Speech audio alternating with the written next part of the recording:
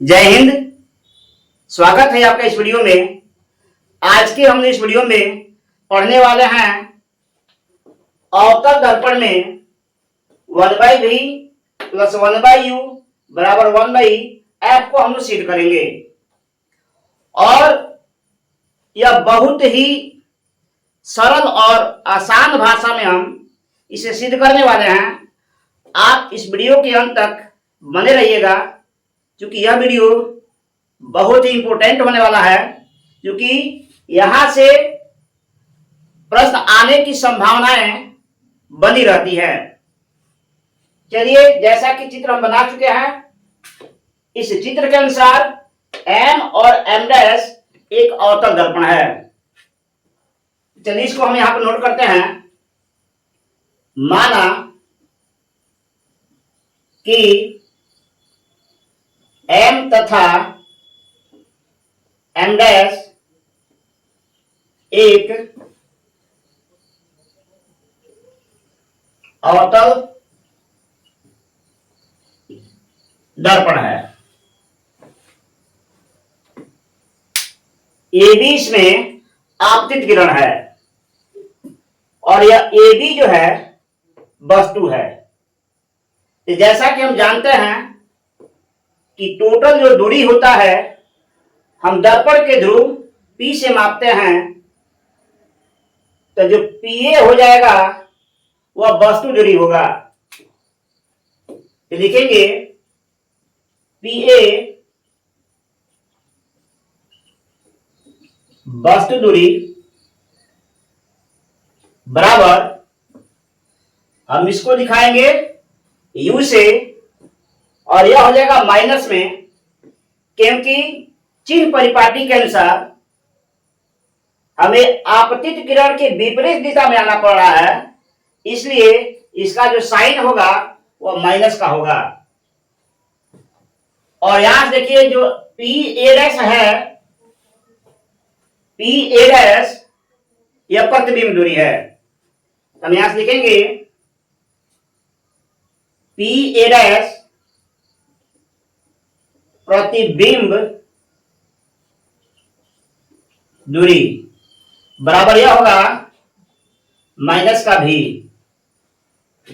और PF यह होगा फोकस दूरी, यानी PF फोकस दूरी होगा। और इसके हम दिखाते हैं स्मॉल f से, ये भी होगा माइनस में। ये जितना चीज हो रहा है यह चिन्ह परिपाटी के अनुसार लग रहा है। इसके बाद हम एक हेडिंग बनाएंगे, सिद्ध करना है।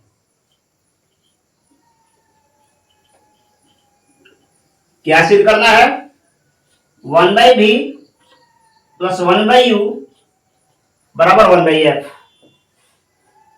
चलिए, इसमें हम दो त्रिभुज लेंगे। एक लेंगे मुख्य अक्ष के ऊपर और एक हम त्रिभुज लेंगे मुख्य अक्ष से नीचे, जो अवतल दर्पण से जुड़ा हुआ होगा। यानी हम एक त्रिभुज लेने वाले हैं, ये वाला त्रिभुज हम लेंगे, और दूसरा त्रिभुज हम ये वाला लेंगे। हम दोनों त्रिभुज को समरूप सिद्ध करेंगे। चलिए, दोनों त्रिभुज को हम समरूप लेते हैं, समरूप सिद्ध करते हैं। तो लिखेंगे समकोण त्रिभुज ABF में ABF तथा त्रिभुज PFK, त्रिभुज PFK में, चलिए, यहां बन रहा है 90 का एंगल और यहां भी बन रहा है 90 का एंगल। तो इसे हमें लिखना है। इसको लिखने के लिए हमें इसको बीच में लाना पड़ता है, यानी BAF नहीं तो FAB। हम लिखेंगे कोण BAF यह बराबर होगा FPK नहीं तो KPF। कोण के पी एफ और यह हो जाएगा 90 डिग्री। समरूप सिद्ध करने के लिए कम से कम हमें दो कोण चाहिए, जिसमें से हम एक कोण हम ला दिए हैं, दूसरा कोण हम लाते हैं। देखिए यह जो कोण दिख रहा है और ये वाला यानी शीर्षाभिमुख कोण है। शीर्षाभिमुख कोण क्या होता है? आमने सामने का जो कोण होता है शीर्षाभिमुख कोण होता है। तो चलिए हम लिखेंगे कोण बी एफ ए, कोण बी एफ ए बराबर कोण पी एफ के, पी एफ के। और यह किस नियम से आया भाई? शीर्षाभिमुख कोण से। तो लिखेंगे शीर्षाभिमुख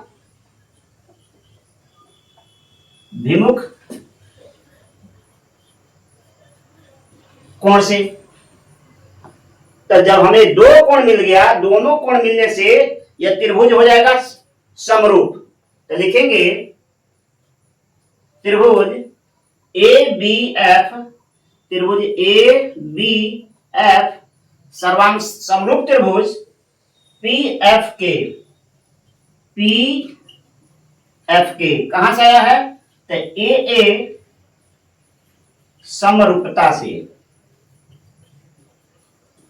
जब त्रिभुज समरूप हो जाता है तो इसकी भुजाएं समानुपाती होती हैं।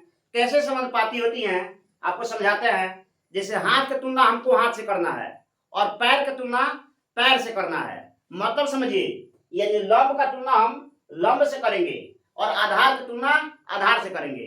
ये देखिए यहां हो रहा है ए बी लंब, तो हो जाएगा ए बी, अब बट्टा में यहां हो रहा है कौन चीज? पी के। ये हो गया पी के बराबर आधार हो रहा है ए एफ, आधार हो गया ए एफ, इसका आधार हो गया पी एफ। यहां से समीकरण बन गया ए। इसी तरह से अब हमें दो त्रिभुज लेना है और एक और समीकरण ज्ञात करना है। देखते हैं कौन सा त्रिभुज हम लेने वाले हैं। यानी कि यहां से हम एक त्रिभुज लेंगे ये वाला, और दूसरा का त्रिभुज हम ये वाला लेंगे।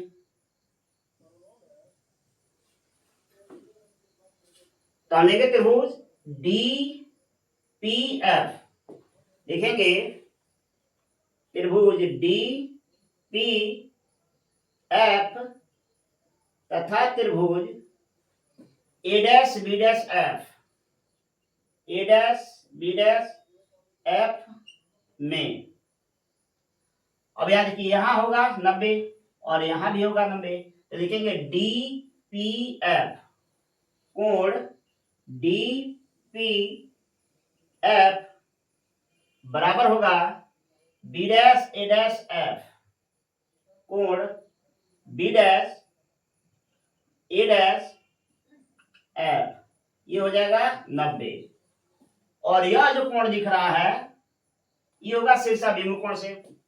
लिखेंगे कोण ए डैश एफ बी डैश, ए डैश एफ बी डैश बराबर बराबर यहां समझेंगे डी एफ पी। तो कौन हो जाएगा डी एफ पी। ये कहां से होगा? तो शीर्षाभिमुख कोण से। ये हो जाएगा शीर्षाभिमुख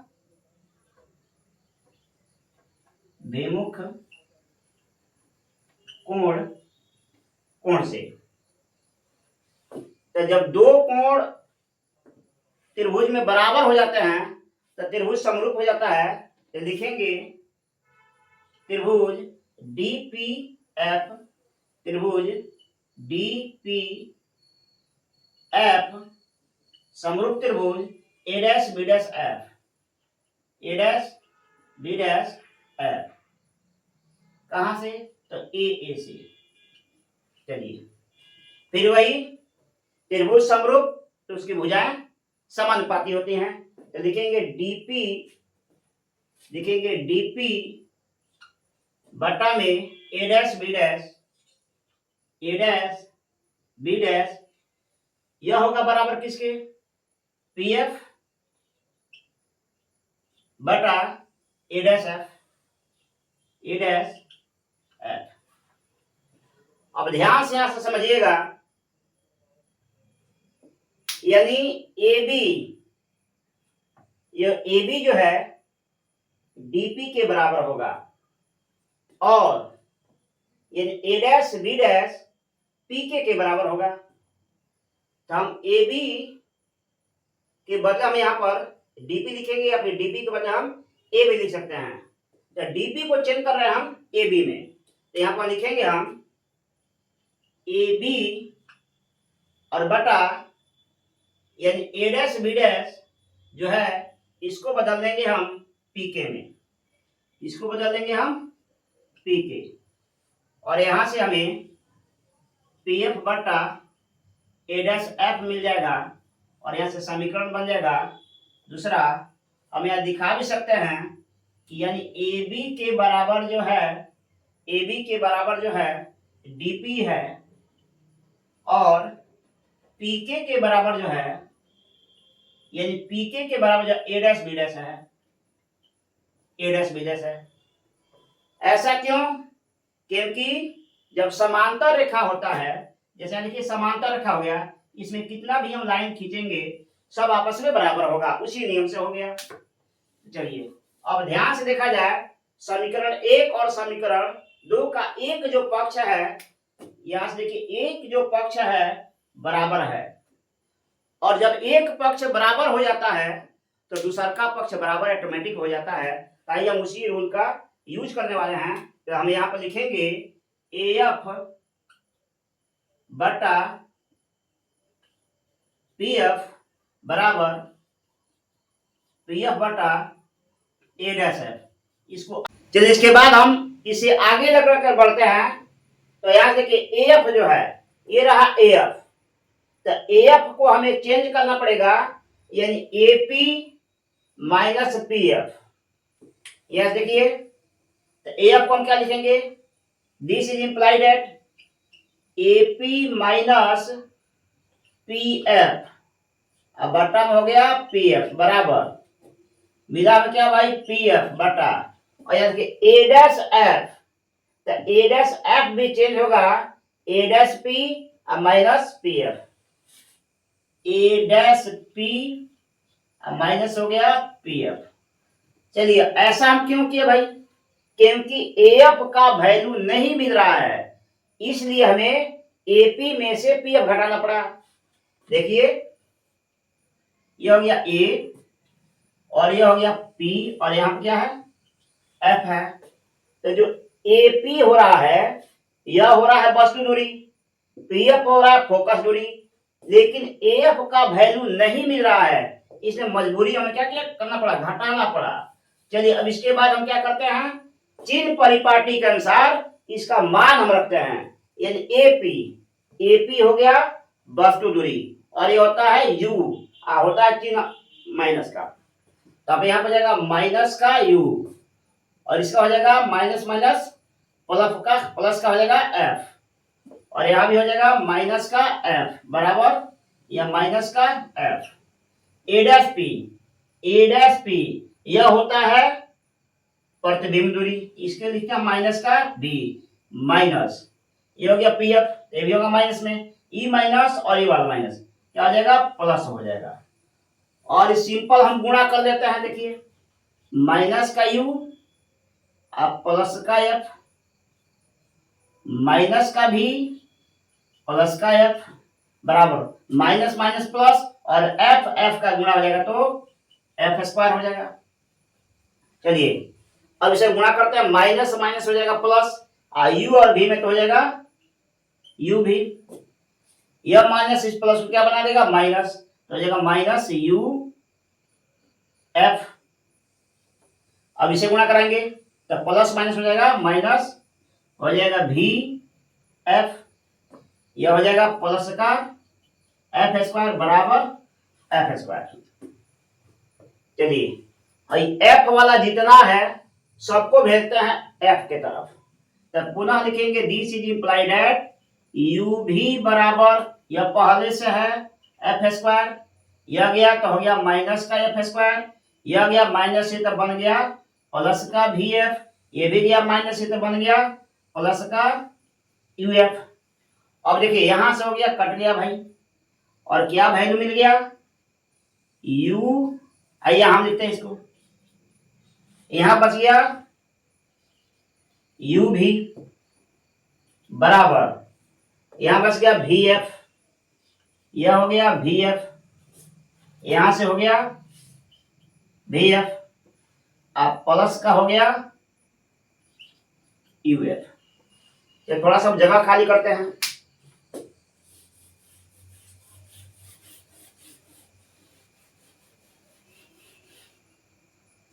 अब हमारे पास बच गया यू भी बराबर वी एफ प्लस का यू एफ। अब इसमें यू वी एफ से भाग कर देंगे तो लिखेंगे यू वी एफ से भाग देने पर तो हो जाएगा यू भी तो पहले से है,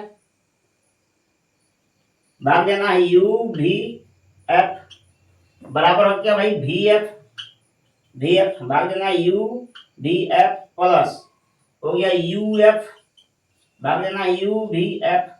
देखिए यू भी से यू भी कट गया, वी एफ से वी एफ कट गया, यू एफ से यू एफ कट गया, यहाँ बच गया वन बाई एफ, यहाँ हो गया वन बाई यू प्लस हो गया वन बाई वी। इसे सरिया के लिख देंगे भाई तो लिखेंगे one by V plus one by U बराबर वन बाई एफ, और यही हमें सिद्ध करना है। चलिए यह वीडियो कैसा लगा आप अपना राय कमेंट बॉक्स में दीजिएगा। यदि वीडियो पसंद आता है तो आप शेयर कीजिएगा, लाइक कीजिएगा, और आप यदि इस चैनल पर नए हैं तो सब्सक्राइब कीजिएगा। मिलते हैं किसी अगले वीडियो में नए अंदाज के साथ, तब तक के लिए जय हिंद जय भारत।